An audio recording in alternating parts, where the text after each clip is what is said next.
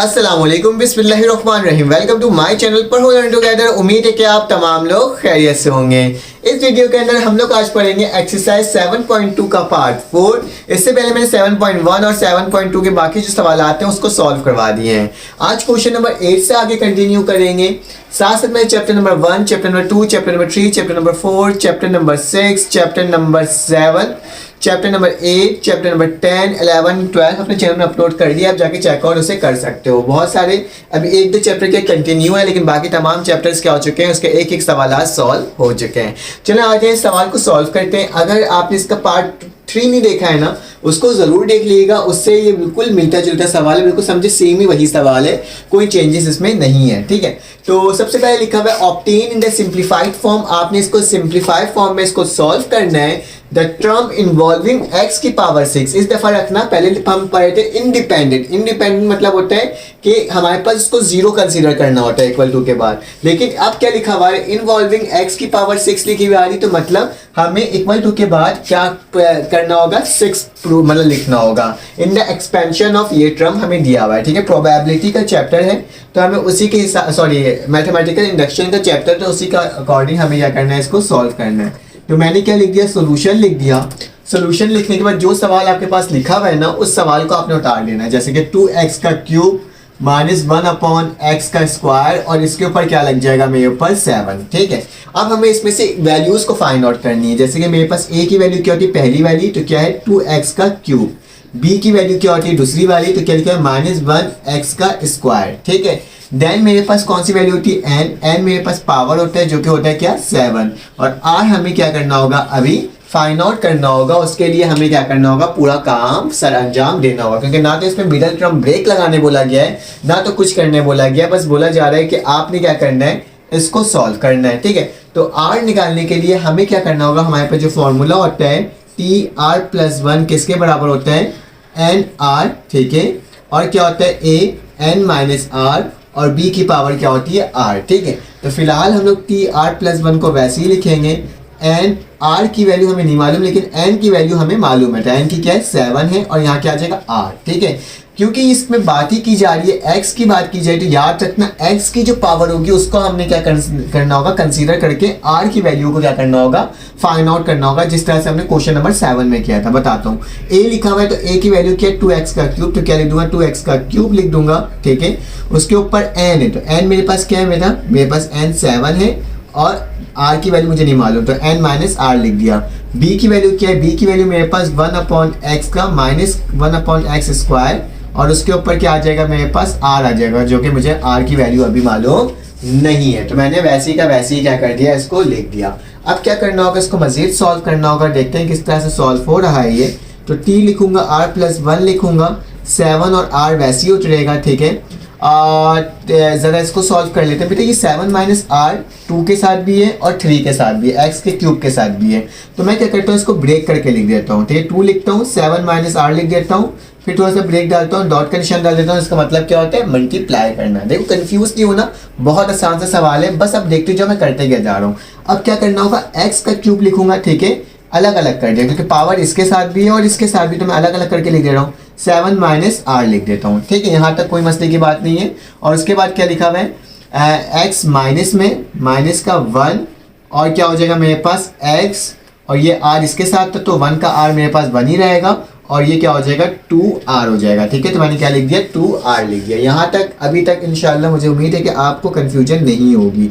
अब क्या लिखूंगा, 7 और r लिखूंगा, 2 लिखूंगा। ठीक है, 7 - r वैसे ही लिख दूंगा, मुझे इसका काम नहीं, मुझे सिर्फ x वाले टर्म का काम है। ठीक है, तो x लिखूंगा। ठीक है, 3 7 से मेरे पास क्या हो जाएगा, मुझे 7 को 3 से मल्टीप्लाई कर देना होगा, तो मेरे पास 3 7 से 21 होता है, -3r से क्या होता है, 3r होता है। ठीक है, तो ये मैंने वैसे ही लिख दिया। मेरे ये x - 2r है ना, ये x 2r है, मैं इसको ऊपर ले जाता हूँ। ठीक है, ये माइनस तो वैसे ही रहने दिया, इसमें कोई चेंजेस नहीं करूंगा मैं, इसको ऊपर ले जाऊंगा, तो क्या हो जाएगा, x लिखूंगा, माइनस का 2r हो जाएगा। ठीक है, x लिखूंगा और माइनस का क्या हो जाएगा, 2r हो जाएगा। तो मैंने क्या कर दिया, इसको सेम उसी तरह से लिख दिया। बस पावर को मैंने क्या करा, डिनोमिनेटर से न्यूमरेटर की जानिब ले गया, ताकि मेरे पास क्या हो जाए, इसकी वैल्यू फाइंड आउट होकर के आ जाए। ठीक है, तो यहाँ तक तो हमारे पास कोई इशू की बात नहीं है। अब क्या करना होगा हमें, अब हमें इसे मजीद सॉल्व करना होगा और देखना होगा कि इसको किस तरह से सॉल्व कर सकते हैं। यहाँ तक तो कोई इशू की बात नहीं है। अब देखो ये माइनस का निशान है, अगर चाहो तो -1 बाहर निकाल दो, 7r हो गया, ठीक है, 2 हो गया, 7 -r हो गया, ठीक है, x हो गया 21 -3r हो गया, ठीक है। मैं क्या करता हूँ, मैं x लिखता हूँ, -2r लिखता हूँ, ठीक है। ये जो माइनस का निशान है इसको मल्टीप्लाई कर देता हूँ -1 से, तो उससे कोई इसको फर्क नहीं पड़ेगा, ठीक है। ये -1 से मैंने करके वापसी मल्टीप्लाई करूँगा तो सेम मेरे पास वही वैल्यू आ जाएगी, ठीक है। अब देखो करना क्या, अब गौर से देखना है। देखो ये x है और ये x है, दोनों x है, तो बेस सेम पावर क्या होता है, ऐड होता है। तो मैं कैसे लिखूंगा, मैं ऐसे लिखूंगा कि मेरे पास क्या है, 7 और r हो जाएगा, ठीक है। यहाँ पे क्या लिखा हुआ है, मेरे पास x लिखा हुआ है, यहाँ पे x लिखा हुआ है, दोनों को एक दफ़ा लिख सकता हूँ, तो x एक दफ़ा लिख दिया और इसको ऐड कर दूंगा, 21 -3r, तो 21 -3r। बेटा ये माइनस प्लस क्या होगा, माइनस हो जाएगा, बेस सेम पावर ऐड, तो माइनस का क्या हो जाएगा, 2r हो जाएगा, और यहाँ पे क्या आ जाएगा मेरे पास -1 वैसे ही उतर जाएगा, ठीक है। यहाँ तक तो कोई प्रॉब्लम की बात नहीं है ना। अब हमें क्या करना है, टर्म इन्वॉल्विंग x, याद रखना जो x की वैल्यू होगी उसको देखेंगे, ठीक है। सिर्फ और सिर्फ x की वैल्यू को देखते हुए r की वैल्यू को निकालेंगे, तो लिखोगे इन्वॉल्विंग, मेरे पास क्या है, involving x6 in the expansion, ठीक है। किसमें, एक्सपेंशन में हमारे पास है, तो ये वाला सवाल को मैंने वैसे लिख दिया, x की पावर 6। एक मेरे पास x की पावर ये है और एक x की पावर ये है, तो मैं क्या लिखूंगा, मैं लिखूंगा बेस सेम पावर ऐड हो जाता है, तो इस तरह से x लिख दूंगा, ठीक है, 6, और मेरे पास क्या हो जाएगा, x 21 -3r माइनस का 2r, x से x काटो तो क्या बचेगा, 6 बराबर हो जाएगा 21 -5r, ठीक है। तो इस तरह से आपने क्या करना था, इस पूरे सवाल को सॉल्व करना था, ठीक है। x की वैल्यू को देखते हुए सॉल्व करना होगा, ठीक है। अब क्या करूँगा, 21 एक काम करते हैं, ये माइनस वाली टर्म इधर ले जाता हूँ और इसको उधर ले जाता हूँ, तो ये 5r हो जाएगा, 21 और माइनस क्या हो जाएगा, 6 हो जाएगा, प्लस में था वहाँ जाके क्या हो गया, माइनस हो गया। अब क्या करोगे, 21 में से -6 करवा दोगे तो मेरे पास क्या बचेगा, 15 बचेगा, ठीक है। तो यहाँ पे 15 आ जाएगा और यहाँ पे 5r आ जाएगा। r की वैल्यू कैसे निकल जाएगी, नीचे चले जाएगा, डिवाइड हो जाएगा, तो 5 1 ज़ा 5, 5 3 ज़ा 15, तो r की वैल्यू क्या आ गई, 3 आ गई, ठीक है। यहाँ तक तो कोई इशू की बात नहीं होगी। हमने r की वैल्यू किससे निकालना है, x की पावर की वैल्यू से फाइंड आउट करना है, ठीक है। यहाँ तक समझ में आ गया। अब हमारे पास सवाल सॉल्व करने के लिए आसान हो गया, ठीक है। अब मेरे पास जब r की वैल्यू निकल जाएगी तो मेरे पास यही फॉर्मूला है, यहाँ पे मैं r और यहाँ पे r की वैल्यू पुट कर दूंगा, तो मेरे पास क्या हो जाएगा, सवाल का जवाब बन करके आ जाएगा। तो मैं एक काम करता हूँ, मैं यहाँ से इसको रब करता हूँ, ठीक है, और इसके नीचे आपने ये दोबारा लिखना होगा, और लिखने के बाद आपने क्या करना होगा, फार्मूला में वैल्यू को पुट करनी होगी, ठीक है। ये फार्मूला लिखोगे, 7 और r है, तो r की वैल्यू मेरे पास क्या है, 3 है, तो मैं क्या लिख दूंगा, 3 लिख दूंगा। यहाँ पे r की वैल्यू क्या आ जाएगी, मेरे पास 3 आ जाएगी, और यहाँ पे r की वैल्यू क्या आ जाएगी, मेरे पास 3 आ जाएगी, ठीक है। तो मैंने इस तरीके से इसको लिख दिया। अब क्या लिखोगे, यहाँ पे भी 3 लिख दोगे, ठीक है। 3 + 1 किसके बराबर होता है, 4 के। 7 और 3 की वैल्यू निकाल दो कैलकुलेटर से। मैं आपको कैलकुलेटर में करके दिखा देता हूँ, लास्ट वीडियो में भी दिखाया था, इस वीडियो में भी दिखा देता हूँ कि आपने कैलकुलेटर खोलना है, वहाँ पे क्या लिखा हुआ है, 7 और 3 लिखा हुआ है ना। तो आपने क्या करना होगा, 7 को प्रेस करना होगा, फिर देन आपने शिफ्ट दबाना होगा, ठीक है। शिफ्ट दबाने के बाद आपने डिवाइड के निशान को क्लिक करना होगा, तो आपके पास C आ जाएगा, ठीक है। कॉम्बिनेशन का फॉर्मूला लगाते हैं। उसके बाद क्या लिखा हुआ है, 3 लिखा हुआ है, तो आपने क्या लिखना होगा, 3 लिखना होगा और इक्वल का निशान डालोगे तो आपके पास वैल्यू आ जाएगी 35। फॉर्मूला वही होता है n फैक्टोरियल, और मेरे पास कौन सा होता है, n factorial upon r factorial, और n - r से निकालना तो डायरेक्ट वैसे निकाल लो, या फिर शॉर्टकट फॉर्म कैलकुलेटर की मदद से निकाल दो। इसकी वैल्यू क्या आएगी, 35 आएगी। यहाँ देखो 2x हो गया, इसके ऊपर क्यूब लगा हुआ है, 7 में से 3 जाएगा तो मेरे पास क्या बचेगा, 4 बचेगा, ठीक है। और यहाँ पे क्या होगा, -1x का स्क्वायर, ठीक है, और उसके ऊपर क्या आ जाएगा, 3 आ जाएगा, ठीक है। अब क्या करना होगा हमें, अब हमें इसको मजीद सॉल्व करना होगा। तो कैसे होगा, T4 लिखेंगे, 35 लिखेंगे, 3 4 से मेरे पास क्या होता है, 12 होता है, ठीक है। तो आप एक तरह से ये भी कर सकते हो कि पहले आप क्या ले लो, 2 का 4 निकाल लो। 2 की पावर 4 क्या होता है, 2 2 ज़ा 4, 4 2 ज़ा 8, 8 2 ज़ा 16 होता है, और 3 4 ज़ा कितना होता है, 12 होता है। तो x के ऊपर क्या आ जाएगा, 12 आ जाएगा, ठीक है। और यहाँ पे क्या आ जाएगा, मेरे पास माइनस का निशान वैसे ही रहेगा। यहाँ पे मेरे पास 2 है, तो 2 3 ज़ा क्या हो जाएगा, 6 हो जाएगा, ठीक है। तो मैंने यहाँ पे क्या लिख दिया, 6 लिख दिया। यहाँ तक तो कोई इशू की बात नहीं होगा। अब क्या लिखोगे, T4 लिखोगे, 35 को 16 से मल्टीप्लाई कर दोगे, तो 35 × 16, तो मेरे पास क्या आ रहा है, 560, क्या आ जाएगा, 560, और x 12 यहाँ पे है, और यहाँ पे मेरे पास क्या है, माइनस का 1/x है, तो मैं क्या लिख देता हूँ, मैं प्लस का लिख देता हूँ, माइनस यहाँ लगा देता हूँ, उससे कोई फर्क नहीं होगा। इस 6 से 12 कटा तो मेरे पास क्या बचेगा, T4 माइनस 560, x की पावर यहाँ पे 6 माइनस कर दो तो क्या हो जाएगा, 6 बच जाएगा। 12 में से 6 जाएगा तो क्या बचेगा, 6। तो मेरे पास क्या हो जाएगा, इस सवाल का जवाब ये हो जाएगा। और हमने इसको इस तरह से क्या कर दिया, पूरे सवाल को सॉल्व कर लिया। चलिए आ जाए, इसके 3 पार्ट है तो तीनों पार्ट को सॉल्व करना होगा। तो पार्ट 2 को सॉल्व करते हैं और देखते हैं वो किस तरह से सॉल्व हो रहा है। अब हमारे पास पार्ट 2 आ गया, इसको सॉल्व कर लेते हैं। इसमें क्या लिखा हुआ है, टर्म इन्वॉल्विंग a 8। याद रखना, आप a की पावर को देखना होगा, x की पावर को नहीं देखना होगा। तो मेरे पास क्या होता है, मैं वही लिखूंगा जो मेरे पास टर्म लिखा हुआ है। सबसे पहले मैं लिखूंगा जो सवाल लिखा हुआ है, क्या लिखा हुआ है, a का स्क्वायर माइनस 1/a स्क्वायर और 12। ठीक है, अब इसमें से मैं वैल्यूज को फाइंड आउट कर लेता हूँ कि मेरे पास a की वैल्यू क्या होगी, a की वैल्यू a स्क्वायर होगी, जबकि b की वैल्यू क्या होगी, माइनस a का स्क्वायर, n की वैल्यू क्या होगी 12 और r की वैल्यू हमें क्या करना होगा, फाइंड आउट करना होगा। फॉर्मूला क्या होता है, TR+1 बराबर होता है किसके, NR, और यहाँ पे फॉर्मूला क्या होता है, n माइनस r और b की पावर r। ठीक है, तो मैं लिखूंगा t लिखूंगा, R+1 लिखूंगा, इक्वल टू का निशान डालूंगा। n की वैल्यू क्या है मेरे पास, n की वैल्यू मेरे पास n की वैल्यू मेरे पास 12 है ना, तो 12 लिखूंगा और r लिख दूंगा, a लिखूंगा, a की वैल्यू मुझे मालूम है, गिवन है, तो a की वैल्यू क्या है, a स्क्वायर है, तो क्या लिखूंगा, a स्क्वायर लिखूंगा और इसके ऊपर क्या लगा दूंगा, आपके पास 12 माइनस r, क्योंकि n की वैल्यू मेरे पास 12 है, और b की वैल्यू क्या है, 1/a माइनस का। ठीक है, और इसके ऊपर क्या आ जाएगा, यहाँ पर स्क्वायर है तो स्क्वायर लगा दूंगा, और r की वैल्यू मुझे नहीं मालूम तो मैं r को वैसे ही लिख दूंगा। ठीक है, अब इसको मजीद सिंप्लीफाई करते हैं, TR+1 लिखूंगा, 12 लिखूंगा, r लिखूंगा। अब देखो ये a की पावर डायरेक्टली लिख सकता हूँ, इसमें कोई मसले की बात नहीं है कि अगर मैं यहाँ पे a लिखूँ, 2 लिखूँ, 12 लिखूँ, माइनस r लिखूँ तो इसमें कोई फ़र्क नहीं पड़ेगा क्योंकि मल्टीप्लाई ही हो रहा है। ठीक है, और माइनस का 1 लिख दूं और नीचे a के ऊपर 2r लिख दूं तो कोई फर्क नहीं पड़ेगा क्योंकि 1 का r की पावर 1 ही होता है। ठीक है, और ये क्या हो जाएगा, 2r हो जाएगा। ठीक है, तो r+1 लिख देता हूँ, 12r लिख देता हूँ। देखो समझ में आ रहा है ना आपको, 2 12 से मेरे पास कितना होता है 24 और 2r से कितना होता है 2r। ठीक है, अब मैं क्या करूँगा, ये यारी टर्म जो पावर नेगेटिव है इसको ऊपर ले आऊँगा। ठीक है, तो मैं क्या कर दूंगा, इसको ऊपर आएगा तो माइनस का 2r हो जाएगा, और ये -1 को मैं क्या कर देता हूँ, अलहदा से लिख देता हूँ, उससे कोई इसको फर्क नहीं पड़ेगा। ठीक है, अब मेरे पास क्या हो गया, बेस सेम पावर क्या होगा, 8 होगा, तो TR+1 लिखूंगा, 12 लिखूंगा, r लिखूंगा, a को एक दफ़ा लिखूंगा, 24 माइनस 2r लिखूंगा, और इसका भी माइनस का 2r यहाँ पर आ जाएगा और माइनस का 1 वैसे उतर जाएगा। तो r+1 की वैल्यू क्या बन के आएगी मेरे पास, 12r। ठीक है, और a 24 माइनस का 4r, 2 माइनस 2 तो माइनस का निशान होगा, 4r हो जाएगा, और माइनस क्या आ जाएगा 1। तो मेरे पास जो टर्म लिखा हुआ था a8 इन्वॉल्विंग, ये जो है मेरे पास क्या हो रहा है, इन्वॉल्व हो रहा है इन द एक्सपेंशन। तो ठीक है, तो इन द एक्सपेंशन लिखना और जो भी आपके पास वैल्यू होगी उसको लिख देना। तो मेरे पास क्या है, a8 है जो कि बराबर किसके हो जाएगा, इस a की पावर के।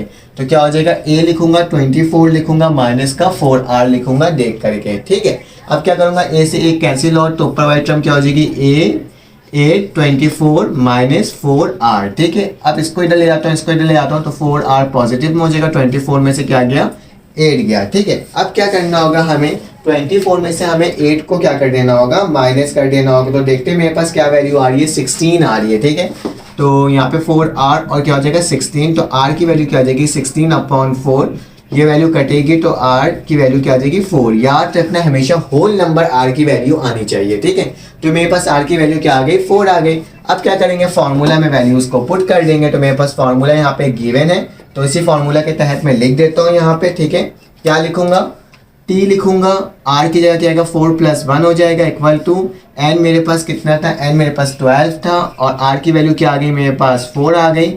यहाँ पे a था तो a मेरे पास a स्क्वायर के बराबर था। ठीक है, a स्क्वायर के बराबर था, और 12 माइनस r था, तो मतलब 12 माइनस 4 हो जाएगा क्योंकि r की वैल्यू 4 आ गई है। जबकि b मेरे पास 1/ क्या था, a का स्क्वायर था माइनस के निशान के साथ। ठीक है, और उसके ऊपर पावर हमें r लिखनी थी, मेरे पास क्या आ जाएगा 4 आ जाएगा। ठीक है, ये माइनस के निशान के साथ है। ठीक है, अब क्या करना होगा, t4 + 1 हो गया, और 12 और 4 की वैल्यू देख लो कैलकुलेटर में, 12 लिखो, शिफ्ट दबाओ, डिवाइड का निशान दबाओ और 4 दबाओ, तो आपके पास कॉम्बिनेशन की वैल्यू क्या आ जाएगी 495 आ जाएगी, ठीक है। ये जो आपके पास 12 में से 4 को हम माइनस करेंगे तो मेरे पास कितना बचेगा, मेरे पास 8 बच जाएगा, ठीक है। तो मैं क्या करूँगा, इसको सॉल्व करूँगा, ठीक है। तो मेरे पास 8 आ गया तो मैं क्या लिख दूँगा, 8 लिख दूँगा, ठीक है।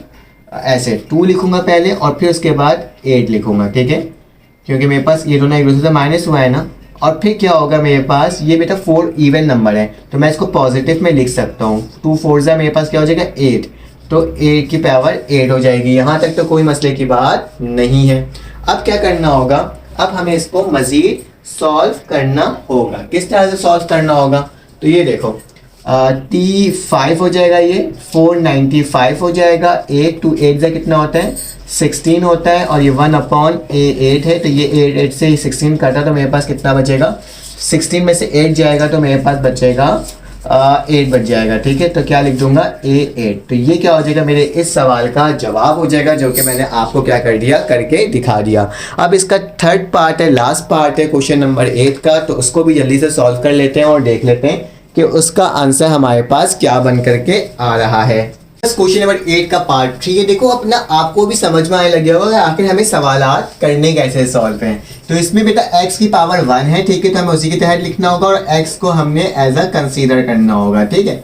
तो मैंने ये लिख दिया। अब क्या लिखेंगे, a की वैल्यू लिखेंगे x का स्क्वायर है, b की value x square upon x है, जबकि n की वैल्यू 5 है, r की वैल्यू हमें क्या करना है, फाइंड आउट करना है। तो हमें मालूम है फार्मूला क्या होता है, TR+1 बराबर होता है NR और क्या लिखते हैं AN माइनस R और B की पावर क्या होती है R। तो TR+1 को वैसे ही लिखेंगे, n की जगह 5 आ जाएगा और R हो जाएगा, a की जगह मेरे पास x का स्क्वायर हो जाएगा और 5 माइनस R हो जाएगा, ठीक है। उसी तरह से b की वैल्यू मेरे पास क्या हो जाएगी, a स्क्वायर x हो जाएगा, ठीक है, और इसकी पावर क्या हो जाएगी, मेरे पास R हो जाएगी। तो मैं उसी तरह से लिख रहा हूँ जिस तरह से इसमें दिया हुआ है, गिवन की हुई है वैल्यू, ठीक है। अब क्या करूँगा, TR+1 लिखूंगा, 5R को वैसे ही लिखूंगा, x 2 5 से कितना होता है 10 होता है, तो 2 5 से 10 और 2R से क्या होगा, माइनस का 2R हो जाएगा, ठीक है। और साथ साथ बेटा ये R इससे मल्टीप्लाई होगा तो क्या हो जाएगा 2R हो जाएगा, ठीक है। और मेरे पास क्या हो जाएगा, और नीचे क्या आ जाएगा, x R से मल्टीप्लाई होगा, x की पावर R हो जाएगी।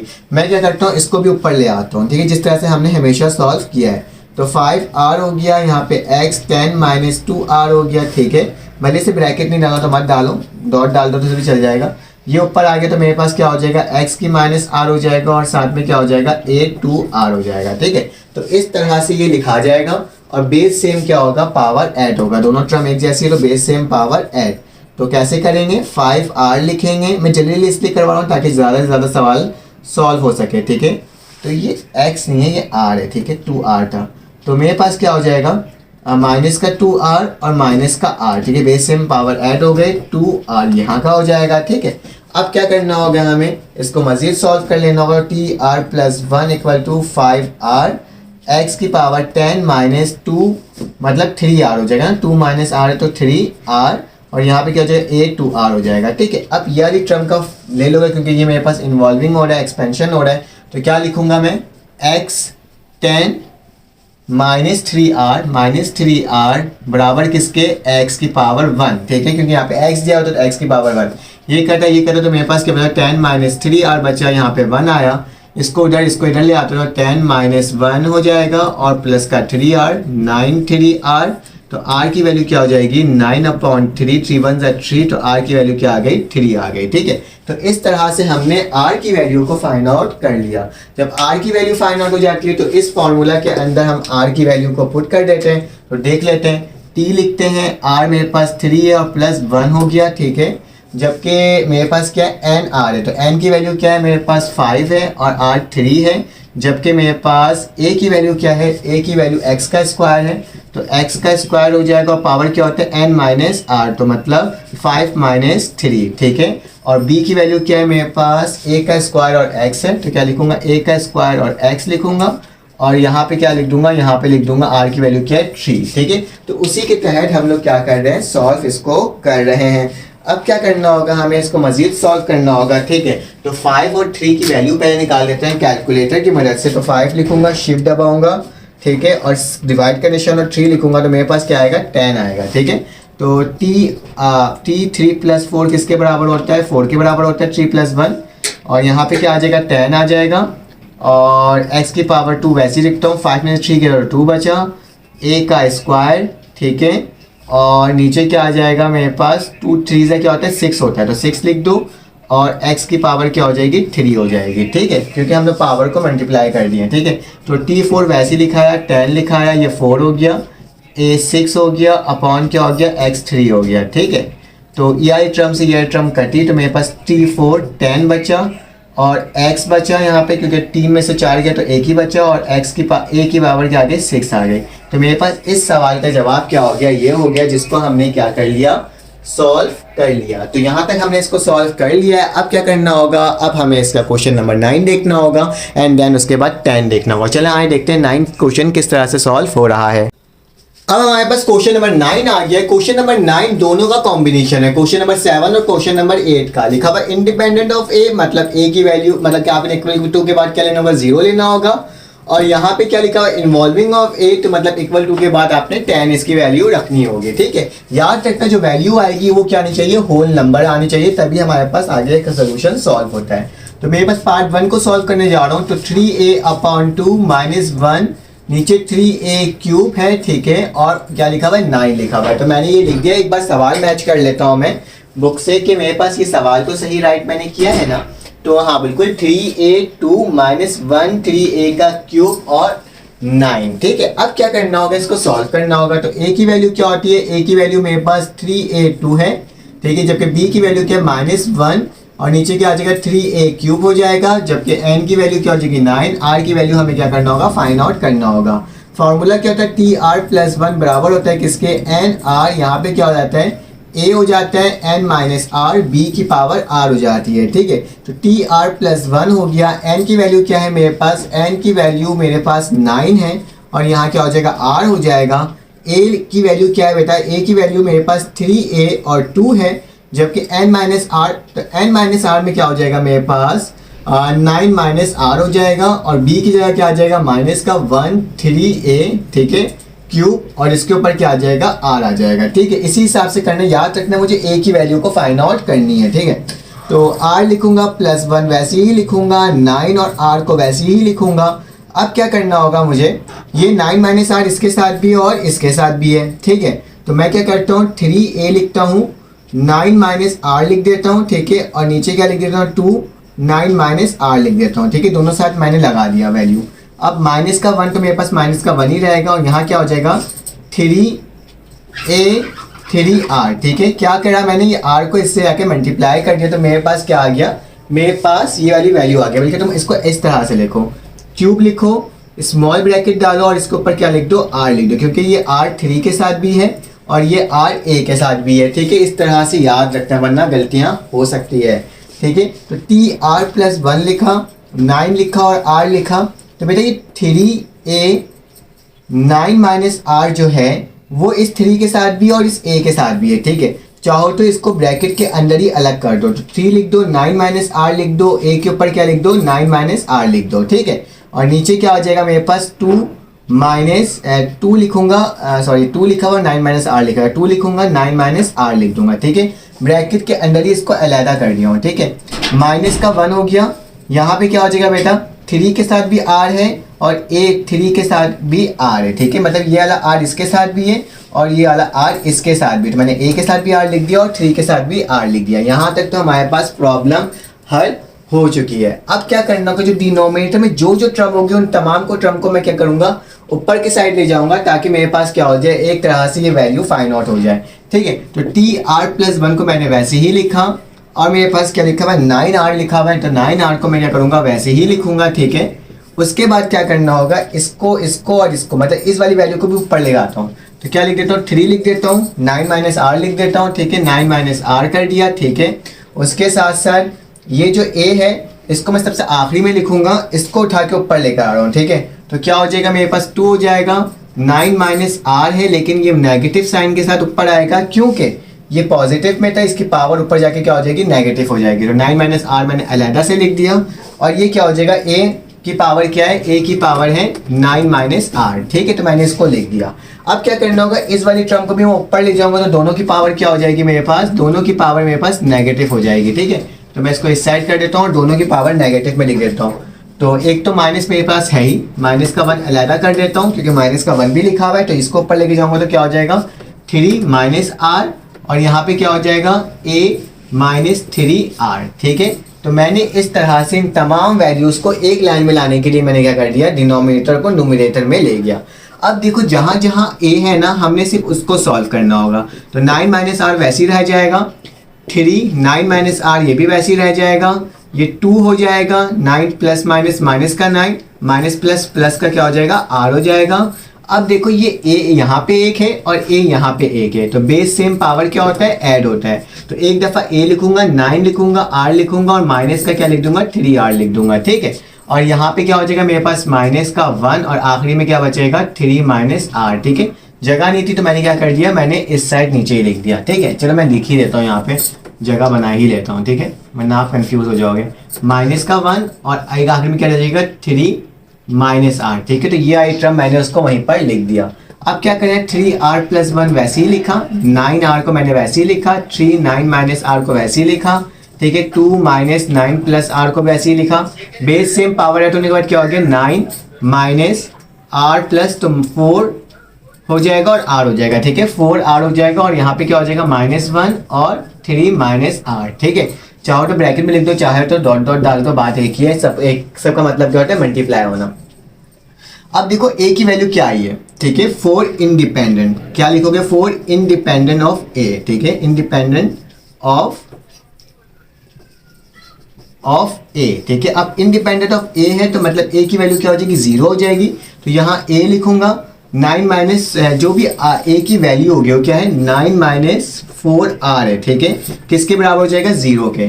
तो मेरे पास r की वैल्यू क्या बनेगी 9 लिखूंगा और ये उधर चले जाएगा तो क्या हो जाएगा 4 आ जाएगा पॉजिटिव में, तो r की वैल्यू क्या आ जाएगी 9/4। ठीक है, तो मेरे पास r की वैल्यू क्या आ रही है 9/4 आ रही है। तो इसका मतलब क्या होता है, इसका मतलब ये होता है कि ये मेरे पास होल नंबर नहीं आ रहा, तो ये मेरे पास इसका सोल्यूशन पॉसिबल नहीं है। जब भी होल नंबर नहीं आएगा तो उसका सोल्यूशन पॉसिबल नहीं होता।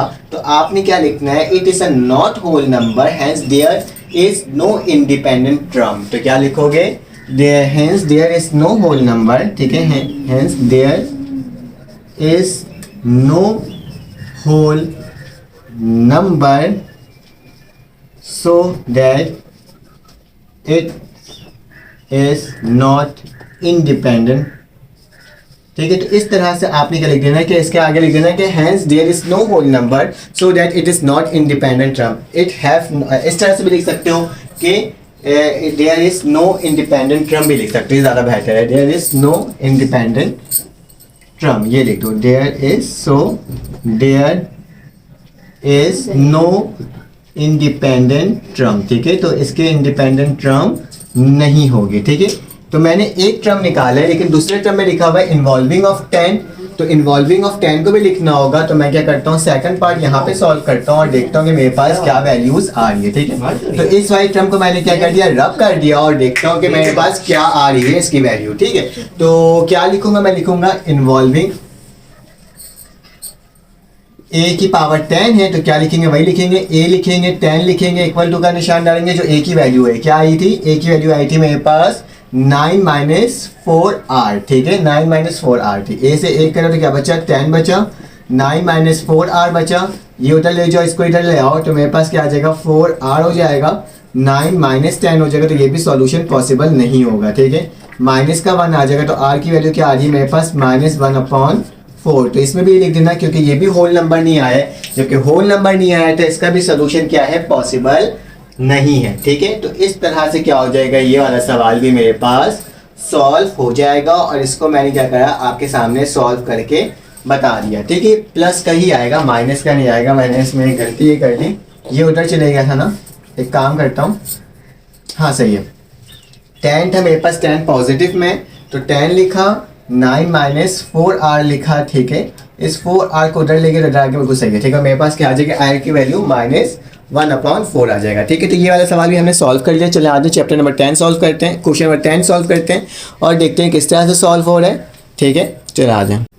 अब हमारे पास क्वेश्चन नंबर 10 आ गया, जिसमें क्या लिखा हुआ है, coefficient of the 5th 6th and 7th term of the expansion of 1 plus X N, ठीक है, ये वाली वैल्यू लिखी हुई है और लिखा है फ्रॉम द अरिथमेटिक फाइंड। आपने क्या करना है, इसको इसकी वैल्यू को फाइंड करना है, मतलब एन की वैल्यू को क्या करना है, फाइंड करना है। और ये आपके पास क्या दिया हुआ है, अरिथमेटिक प्रोग्रेशन में दिया हुआ है और कोफिशिएंट की वैल्यू करके इसको मेंशन किया गया है। तो चलिए आ जाए इसको सॉल्व करते हैं और देखते हैं कि मेरे पास किस तरह से ये क्वेश्चन सॉल्व होगा। तो आपने सबसे पहले क्या लिखना होगा, कोफिशिएंट की बात की गई है तो आपने लिखना होगा यहाँ पे कोफिशिएंट ऑफ फिफ्थ टर्म। अगर फिफ्थ टर्म है तो मेरे पास क्या होगा, T5 होगा, ठीक है। T5 मेरे पास क्या होता है, मैं यहाँ पे n लिखूंगा, जो भी टर्म मेरे पास 5 होगा उसको एक माइनस कर देंगे, तो r की वैल्यू माइनस होती है तो क्या लिखा, n/4 हो जाएगा, ठीक है। कोफिशिएंट ऑफ मेरे पास अब नेक्स्ट टर्म क्या है, मेरे पास जो है T6 है तो T6 लिखूंगा और यहाँ क्या लिख दूंगा, n/ क्या आ जाएगा मेरे पास 5 आ जाएगा, ठीक है। उसी तरह से मेरे पास कोफिशिएंट जो होगा वो क्या हो जाएगा, मेरे पास T7 हो जाएगा, क्योंकि 7 टर्म बोला गया तो क्या हो जाएगा, n/7 हो जाएगा, ठीक है। तो इसको मैंने इस तरह से लिख दिया। हमें मालूम है इन अरिथमेटिक प्रोग्रेशन में है तो हमें मालूम है अगर हमें डिफरेंस निकालना होता है तो सेकंड टर्म को फर्स्ट से और थर्ड टर्म को सेकंड से क्या करते हैं, माइनस करते हैं। तो मैं क्या लिखूंगा, अगर मेरे पास n-n5 है, ठीक है, n5 लिखा मैंने, इसका डिफरेंस निकाल रहा हूँ, ठीक है, कॉमन डिफरेंस, तो माइनस का निशान डालूंगा। माइनस किससे होगा, फर्स्ट टर्म से, तो क्या आएगा n और 4 जो कि बराबर होगा अगर मैं इसको इससे माइनस करूंगा, ठीक है। तो n7 को क्या कर दूंगा, मैं माइनस करवा दूंगा किससे, ये माइनस हो जाएगा मेरे पास, माइनस का निशान n5 से, ठीक है। तो ये टर्म हो जाएगा मेरे पास अरिथमेटिक प्रोपोगेशन के अकॉर्डिंग। अब बेटा ये -n5 है, इसको उठा के इक्वल टू के बाद, और -n4 इसको इक्वल टू के बाद लेके चले जाते हैं, तो क्या आ जाएगा, n5 हो जाएगा, प्लस का निशान n5 हो जाएगा, ये टर्म यहाँ आ जाएगी, और यहाँ क्या हो जाएगा, n7 हो जाएगा, और यहाँ पे क्या हो जाएगा, n7 नहीं होगा, एक माइनस होगा ना, यहाँ पे 6 हो जाएगा, ठीक है। ये मिस्टेक मत करना वरना पूरा सवाल क्या हो जाएगा आपके पास गलत हो जाएगा, ठीक है। अब ये वहाँ चलेगा तो क्या हो जाएगा, मेरे पास प्लस का निशान होगा और n4 हो जाएगा। वही मैं नोट करता 7 कहाँ से आ गया, 7 तो होना ही नहीं चाहिए था क्योंकि 6 है, ठीक है, 6 हो गया। मेरा इन दोनों को प्लस कर दो तो क्या आ जाएगा, 2 आ जाएगा, तो क्या आ जाएगा, n और 5 प्लस का निशान, ठीक है, इक्वल का निशान, इक्वल के निशान के बाद क्या आ जाएगा, n6 प्लस का निशान n4, ठीक है। तो इसको इस तरह से हमने क्या कर दिया, लिख दिया। अब आपको मालूम है ना कोफिशिएंट का फॉर्मूला क्या होता है, उसके अकॉर्डिंग इसको क्या कर देना है, ओपन कर देना है। हमें मालूम है कि अगर हमारे पास n और r ऐसे लिखा हुआ होगा तो उसका फॉर्मूला क्या होता है, उसका फॉर्मूला होता है n का फैक्टोरियल, r का फैक्टोरियल, n माइनस r का क्या होता है, फैक्टोरियल। इसको इस तरह से हम लोग क्या करते हैं, लिखते हैं। तो चलो आज इसको लिख कर देखते हैं और देखते हैं हमारे पास क्या वैल्यू बन रही है। तो 2 को तो मैं वैसे ही बाहर निकाल देता हूँ, ठीक है, तो मैंने इसको बाहर ही निकाल दिया। n5 है, ठीक है, मेरे पास n का फैक्टोरियल है, n मेरे पास ऊपर होता है तो क्या आ जाएगा, मेरे पास n का फैक्टोरियल आ जाएगा, ठीक है। उसके बाद क्या आ जाएगा, r का फैक्टोरियल, तो r का फैक्टोरियल मेरे पास क्या होगा, 5 का फैक्टोरियल होगा, सॉरी यहाँ पे मेरे पास क्या लिखा हुआ है, मेरे पास 5 लिखा हुआ है, तो मैं किसका फैक्टोरियल लूंगा, 5 का फैक्टोरियल लूंगा, तो मैं लिख दूंगा 5 फैक्टोरियल, ठीक है। उसके बाद क्या होगा, n माइनस r, तो मतलब n माइनस 5 का क्या हो जाएगा, फैक्टोरियल हो जाएगा, क्योंकि n और 5 है तो मैंने इसको फॉर्मूला के अकॉर्डिंग ही इसको लिख रहा हूँ, ठीक है।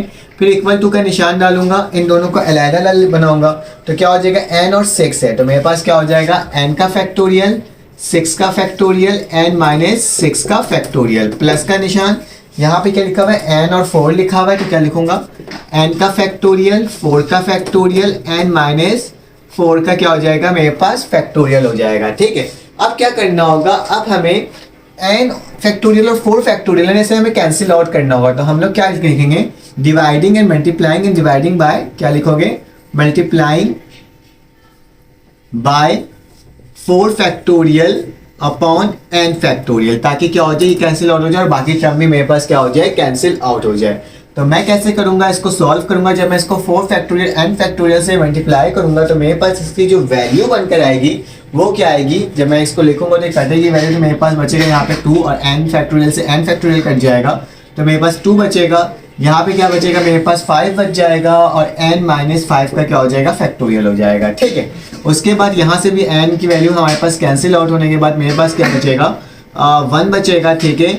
यहाँ पे मैं अगर 6 के साथ 5 लिख दूँ तो कोई फर्क नहीं है, लिख सकते हैं हम लोग, ठीक है।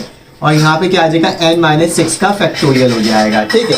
और वहाँ से दोनों टर्म मेरे पास कैंसिल आउट होगी, n से n कटेगा और 4 से 4 कटेगा, तो यहाँ क्या बचेगा 1 और यहाँ क्या बचेगा n-4 का फैक्टोरियल। ठीक है, तो इसको मैंने इस तरह से क्या कर दिया, लिख दिया। अब क्या करना होगा, आगे चलना होगा, इसको मजीद सॉल्व करना होगा। तो क्या लिखूंगा, 2 लिखूंगा। ठीक है, देखो यहाँ पे 6 तक एक्सपेंड हुआ है, तो इसको मैं 6 तक क्या कर दूंगा, एक्सपेंड कर दूंगा। 5 वैसे ही लिखूंगा, n-5 और n-6 लिख दूंगा। ठीक है, 6 तक मैंने इसको एक्सपेंड कर दिया, क्योंकि हम लोग इसको कर सकते हैं। फैक्टोरियल का मतलब ही क्या होता है कि आप उसमें एक एक टर्म को माइनस करके उसके आगे वाली वैल्यू को क्या करते जाते हो, फाइंड आउट करते जाते हो। ठीक है, तो इसलिए मैंने क्या करा, मैंने इसको इस तरह से लिख दिया। अब क्या करना होगा, फिर मैं इक्वल टू का निशान लगाऊंगा, यहाँ क्या लिखूंगा, 1 लिखूंगा। यहाँ पे 6 5 से कितना होता है मेरे पास, 30 होता है, 30 हो जाएगा। और n-6 ऑलरेडी खुला हुआ है, तो इसको ऐसे ही रहने दूंगा। ठीक है, प्लस का निशान 1 लिखूंगा, इसको भी आगे तक वो कर दूंगा, क्या बोलते हैं, खोल दूंगा। तो n-4 n-5 और n-6 का फैक्टोरियल हो जाएगा। ठीक है, अब यहाँ पे भी n-6 फैक्टोरियल, यहाँ पे भी n-6 फैक्टोरियल है, यहाँ पे भी n-6 फैक्टोरियल है। तो मैं क्या करूंगा, मल्टीप्लाई करवा दूंगा, क्या करवा दूंगा, मल्टीप्लाई बाय n-6 का फैक्टोरियल, ताकि क्या हो जाए, जब मल्टीप्लाई हो तो सारी वैल्यू क्या हो जाए, कैंसिल आउट हो जाए। कैसे, देखो 2 लिखा, 5 लिखा, n-5 लिखा, n-6 का फैक्टोरियल लिखा, मल्टीप्लाई किससे करवाया, n-6 के फैक्टोरियल से। इक्वल टू का निशान डाला, 1 लिखा, 30 लिखा, n-6 का फैक्टोरियल लिखा, मल्टीप्लाई करवाया किससे, n-6 के फैक्टोरियल से। फिर प्लस लिखा, 1 लिखा, यहाँ क्या लिखेंगे, n-4 लिखूंगा, और जो जो टर्म होगी उसको ऐसे लिख दूंगा। ठीक है, n-5 और यहाँ पे क्या हो जाएगा, n-6 और मल्टीप्लाई किससे होगा, n-6 के फैक्टोरियल से। ठीक है, यहाँ जगह नहीं थी, थोड़ा सा गंदा सा लिखा आ गया, लेकिन समझ में तो आ रहा है ना कि n-6 का फैक्टोरियल है वहाँ पे। तो इससे यही टर्म कैंसिल आउट, इससे यही टर्म कैंसिल आउट, इससे यही टर्म कैंसिल आउट। ठीक है, तो मेरे पास क्या बच गया, मेरे पास बच गया यहाँ पे 2 और 5 n-5 का फैक्टोरियल। इक्वल टू का निशान बचा, यहाँ पे क्या बचा, 1/30 बच गया, और प्लस का निशान 1 बचा यहाँ पे, और क्या बचा, n-4 और n-5। ठीक है, तो इसको मैंने इस तरह से क्या कर दिया, आपके सामने लिख करके दिखा दिया। अब क्या करेंगे, इसका एलसीएम ले लेंगे, इसको इससे मल्टीप्लाई, इसको इससे मल्टीप्लाई, सबको एक दूसरे से मल्टीप्लाई, ताकि मेरे पास क्या हो जाए, एलसीएम निकल जाए। तो मैं यहीं पर लिख देता हूँ, 2 लिखता हूँ, 5 लिखता हूँ, n-5 को वैसे ही रहने दिया। जब ये इससे मल्टीप्लाई होगा 1 से, तो क्या होगा, n-4 n-5। ठीक है, और जब ये इससे मल्टीप्लाई होगा तो क्या आ जाएगा, 30 आ जाएगा। यहाँ क्या आ जाएगा, यहाँ पे आ जाएगा मेरे पास n-4 और n-5। ठीक है, तो n- मैंने क्या लिख दिया, 5 लिख दिया। यहाँ तक तो कोई मसले की बात नहीं है ना, यहाँ तक हमारे पास टर्म हो गए। देखो इक्वल टू के बाद और इक्वल टू के बाद सेम वैल्यू होती है, वो भी क्या हो जाती है, कैंसिल आउट हो जाती है। तो मैंने क्या कर दिया, यहाँ से इसको भी कैंसिल आउट कर दिया। अब क्या करूंगा, मैं यही टर्म को मिटाता हूँ और इसके आगे से काम करता हूँ। ठीक है, क्योंकि मुझे n की वैल्यू निकालना है, तो मुझे थोड़ा सा वर्क करना पड़ेगा इसको सॉल्व करने के लिए। तो क्या बचा है, 2 बचा है, और नीचे क्या बचा है, 5 बचा है। ठीक है, इक्वल का निशान है, n-4 है, n-5 है। ठीक है, प्लस 30 है, और नीचे क्या लिखा हुआ है, नीचे लिखा हुआ है n-4 है। ठीक है, तो इसके अलावा और तो मेरे पास कोई टर्म नहीं है। ठीक है, ये लिख दिया मैंने। अब क्या करना होगा, अब हमें इस 5 को और तो मेरे पास 30 भी तो है ना, नीचे 30 भी तो बचा था, तो इसको मैंने क्या करा था, इसको 30 को इससे मल्टीप्लाई करो, 30 यहाँ पे भी होगा। ठीक है, वहाँ जाके मल्टीप्लाई तो होगा, लेकिन 30 यहाँ पे भी आएगा। ठीक है, तो 30 भी मैंने क्या कर दिया, वैसे ही लिख दिया। अब क्या करना होगा, अब इसे सॉल्व करना होगा और देखना होगा किस तरह से सॉल्व हो रहा है मेरे पास। तो मेरे याद रखना, जब भी ये 5 है वहाँ जाके मल्टीप्लाई हो जाएगा, और यह टर्म यहाँ के मल्टीप्लाई हो जाएगा। 2 को मल्टीप्लाई, देखिए एक काम करता हूँ, पहले मैं 5 को डर ले जाता हूँ। ठीक है, 2 यहीं पर रहने दिया, n और क्या लिखा हुआ है, 4 लिखा हुआ है, और यहाँ क्या लिखा हुआ है, n-5 लिखा हुआ है, प्लस 30 लिखा हुआ है, मल्टीप्लाई बाय क्या हो जाएगा, 5 हो जाएगा। ठीक है, डिवाइड बाय क्या हो जाएगा, 30 और n-4 हो जाएगा। ठीक है, 5 1 सा 5, और 5 के टेबल को काटो तो क्या बचेगा मेरे पास, 5 6 सा 30। ठीक है, तो 2 बचा, n-4 बचा, n-5 बचा, प्लस 30 बचा, और यहाँ क्या बच गया, 6 n-4 बच गया। ठीक है, तो यहाँ तक तो मेरे ये टर्म को सॉल्व कर चुका हूँ। ठीक है, अब क्या करना होगा, अब इसको मजीद सॉल्व करना होगा और देखना होगा कि मेरे पास इसकी वैल्यू क्या बन करके आ रही है। चाहो तो 6 n-4 को उस साइड ले जाओ और इसको मल्टीप्लाई करवा दो। तो मैं क्या करता हूँ, इसको 2 से मल्टीप्लाई करवा देता हूँ, क्या हो जाएगा, 12 हो जाएगा, n-4 हो जाएगा, n-4 हो जाएगा, n-5 हो जाएगा, प्लस का 30 हो जाएगा। ठीक है, अब इसको और सॉल्व कर दो। 12 n से क्या होता है, 12 n होता है, ठीक है। जब आप 12 को 4 दफ़ा मल्टीप्लाई करते हो तो आपके पास जो वैल्यू आती है आप वो लिख देते हो, ठीक है। तो मेरे पास क्या आ जाएगा, मेरे पास आ जाएगा 48 आ जाएगा। तो क्या लिख दूंगा, माइनस का 48 लिख दूंगा, ठीक है। उसके बाद n को n से मल्टीप्लाई करो तो n स्क्वायर आ जाएगा, n 5 ज़ा -5n आ जाएगा, -4n ज़ा मेरे पास क्या आ जाएगा, माइनस का 4n आ जाएगा, माइनस माइनस प्लस 4 5 ज़ा 5 4 ज़ा 20, ठीक है। प्लस का क्या आ जाएगा, 30 आ जाएगा, ठीक है। जैसे लिखा हुआ था वैसे ही लिखते जा रहा हूँ, ठीक है। तो 12n वैसे लिखा गया, -48 वैसे लिखा गया, n स्क्वायर वैसे लिखा गया, -5 -4 तो माइनस का 9n, और 90 + 40 कितना होता है, 50 होता है, ठीक है। यहाँ तक तो कोई मसले की बात नहीं है। इसको भी उठा के इक्वल टू के बाद ले जाता हूँ तो क्या हो जाएगा, मेरे पास n का स्क्वायर -9n, और ये माइनस क्या हो जाएगा, माइनस का 12 हो जाएगा n, माइनस प्लस 48 और प्लस का क्या हो जाएगा, 50 हो जाएगा, इक्वल टू क्या हो जाएगा, मेरे पास 0 हो जाएगा, ठीक है। इसको बस हमने क्वाड्रेटिक इक्वेशन बना करना है, इसका मिडल टर्म ब्रेक लेकर के हमें क्या करना होगा, इसकी वैल्यू को फाइंड आउट करना होगा। तो मेरे पास क्या हो जाएगा, अब n का स्क्वायर -21n हो जाएगा, जब प्लस करोगे और यहाँ पे क्या आ जाएगा, 98 आ जाएगा, ठीक है। तो 98 जब इसका आपने क्या करना होगा, इसका मिडल टर्म ब्रेक लेना होगा। तो मिडल टर्म ब्रेक लेने के लिए क्या करता हूँ, मैं वो वाला हिस्सा को मिटा देता हूँ ताकि मैं इसको सही तरीके से लिख सकूँ, ठीक है। तो चलो आ जाओ, ये वाला हिस्सा मिटा दूँ। थोड़ा सा लेंदी क्वेश्चन है ये, आपको लग रहा होगा कॉम्प्लिकेटेड सा, लेकिन एक दफ़ा और वीडियो देखोगे तो आपको ये समझ में आ जाएगा, ठीक है।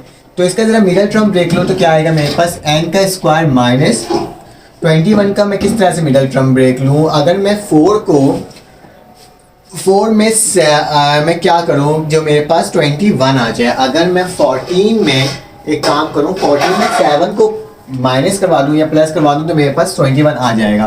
तो क्या लिखता हूँ, 14n और माइनस का 7n, ठीक है। तो मेरे पास क्या हो जाएगा, माइनस का 21n आ जाएगा, और जब मल्टीप्लाई करोगे 98 भी आएगा, ठीक है। तो इक्वल टू क्या हो जाएगा, 0 हो जाएगा, ठीक है।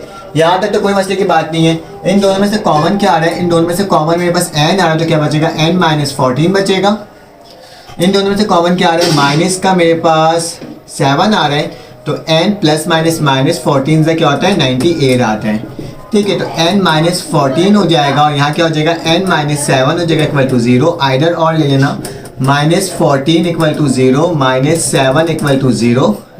तो n की वैल्यू क्या आ जाएगी, 14, और n की वैल्यू क्या आ जाएगी, 7। तो ये दो वैल्यूज आपके पास आएगा, 14, 7। तो हमने क्या कर दिया, इस एक्सरसाइज को पूरा सॉल्व कर लिया और देख लिया कि इसके वैल्यूज़ किस तरह से हमने फाइंड आउट करना है। अगर आपको ये वीडियो अच्छी लगी हो तो आप लाइक कर दीजिएगा, सब्सक्राइब कर दीजिएगा, बेल के आइकन क्लिक कर दीजिएगा। फिर आपसे मुलाकात होगी एक न्यू वीडियो में। अपना ख्याल रखिएगा, अपने इर्द का ख्याल रखिएगा, दुआओं में याद रखिएगा। अल्लाह हाफ़िज़।